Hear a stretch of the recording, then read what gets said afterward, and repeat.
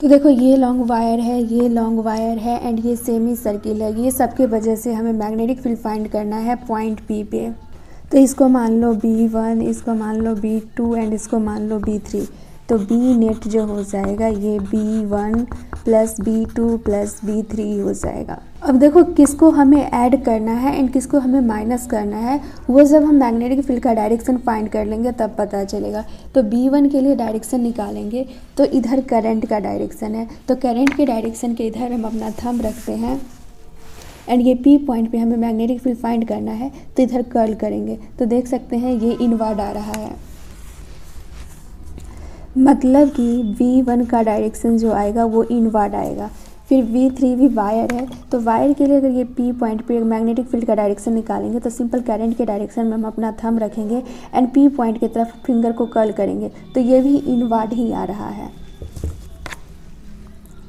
तो इसका भी डायरेक्शन इनवर्ड हो जाएगा एंड ये देख सकते हैं सेमी सर्किल है। तो मैं सिंपल बताई हूँ कि अगर करंट का डायरेक्शन सर्किल में एंटी क्लॉकवाइज हो तो वहाँ पे मैग्नेटिक फील्ड का डायरेक्शन जो आएगा एंड इसको चेक भी कर सकते हो। ये सर्किल है एंड इधर करंट फ्लो हो रहा है एंटी क्लॉकवाइज में एंड ये यहाँ सेंटर पे हमें मैग्नेटिक फील्ड फाइंड करना है। तो सिंपल करंट के डायरेक्शन में हम फिंगर रखेंगे एंड कर्ल कर देंगे तो देख सकते हैं थंब बाहर की ओर आ रहा है तो ये आउटवर्ड होगा एंड वही करंट क्लॉकवाइज जाता तो सिंपल करंट के डायरेक्शन में फिंगर को कर्ल कर देते तो थंब इनवर्ड आता तो मैग्नेटिक फील्ड का डायरेक्शन क्रॉस हो जाता। मतलब कि इनवर्ड क्रॉस को बोलते हैं इनवर्ड एंड डॉट को बोलते हैं आउटवर्ड। तो सिंपल ये दोनों को ऐड करेंगे एंड इसको माइनस करेंगे, मतलब कि B1 प्लस B3 हो जाएगा एंड माइनस B2 हो जाएगा। तो ये देख सकते हैं सेमी इन्फिनाइट वायर है क्योंकि ये रहा वायर एंड ये रहा डिस्टेंस R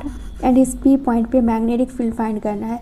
तो सेमी इन्फिनाइट वायर के लिए मैं मैग्नेटिक फील्ड सिंपल बताई हूँ mu naught I by 4 pi R and B3 भी सेमी इन्फिनाइट वायर है एंड यहाँ पे R डिस्टेंस है एंड ये P पॉइंट पे हमें मैग्नेटिक फील्ड फाइंड करना है। तो इसके लिए भी सेमी इन्फिनाइट वायर के लिए हो जाएगा mu naught I by 4 pi R and ये है सेमी सर्किल। तो फुल सर्किल के लिए मैं मैग्नेटिक फील्ड बताई थी mu naught I by 2R and ये हाफ है तो फुल के लिए होता है mu naught I by 2R।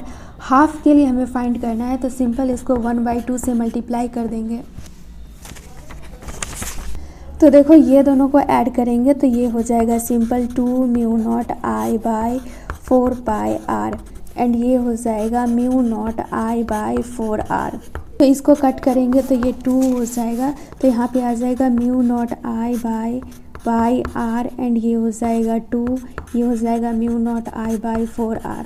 तो देखो डेनोमिनेटर में अगर वैल्यू ज़्यादा रहता है तो रिजल्ट जो आता है वो कम आता है। तो यहाँ पे देख सकते हैं डेनोमिनेटर में है 1/2 इंटू पाई को लिख सकते हैं 3.14, मतलब कि अप्रॉक्स 6 है, 1/6 है एंड ये है 1/4, मतलब कि वैल्यू बाकी बात तो सारा कॉमन है mu naught I by R mu naught I by R। तो वैल्यू इसका ज़्यादा आएगा एंड इसका डायरेक्शन किधर आया था, ये सेमी सर्किल के लिए है, इसका डायरेक्शन आउटवर्ड में आया था। मतलब कि B नेट का जो डायरेक्शन आएगा वो आउटवर्ड आएगा।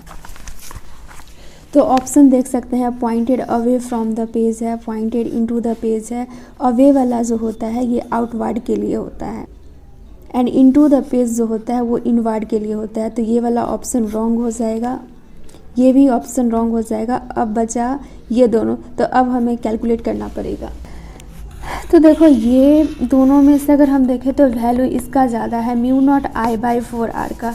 तो सिंपल यहाँ पे लिखेंगे mu naught I by 4R and इसको कट मत करना क्योंकि ऑप्शन में mu not I by 4R को कॉमन ले लिया है। तो सिंपल ये mu naught I by 4R है, ये ज़्यादा वैल्यू है and 2 mu naught I by 4 pi R है, कम वैल्यू है। तो इसमें से इसको माइनस कर देंगे तो ये हो जाएगा 2 mu naught I by 4 pi R and यहाँ से कॉमन ले लेंगे mu naught I by 4R। तो ये हो जाएगा 1, ये हो गया म्यू नॉट I, ये हो गया 4R। तो ऊपर में बच गया 2, नीचे में बच गया पाई। तो बी नेट जो आया वो आया mu naught I 4r and direction किधर की ओर आया था, आउटवर्ड की तरफ, ये देख सकते हैं।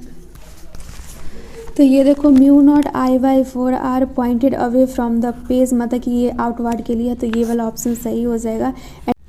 अब देखो नीट 2015 का क्वेश्चन, वायर है जो कि करंट कैरी कर रहा है आई, यहाँ पे फिगर में शो किया गया है। यहाँ पे वेरी लॉन्ग वायर लिखा गया, वेरी लॉन्ग वायर का मतलब होता है इनफाइनाइट वायर। एंड यहाँ पे बोला गया है कि सेमी सर्कुलर पोर्शन जो है जिसका कि रेडियस आर है वो वाई जेड प्लेन में है, ये y है एंड ये z है वाई जेड प्लेन में। एंड ये जो इनफाइनाइट वायर है वो पैरेलल है एक्स एक्सिस से।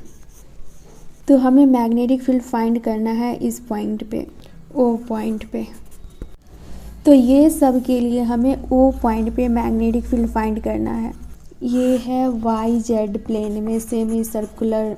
तो देखो इसको मान लो B1, इसको मान लो B2 एंड इसको मान लो B3। तो देखो ये B1 के लिए निकाल रहे हैं तो करंट का डायरेक्शन इधर है एंड हमें O पॉइंट पे निकालना है। तो इधर करंट के डायरेक्शन में थंब रखेंगे एंड इस O पॉइंट की तरफ हमें निकालना है, तो सिंपल इसके इधर कर्ल करेंगे तो हम देख सकते हैं इनवर्ड आ रहा है।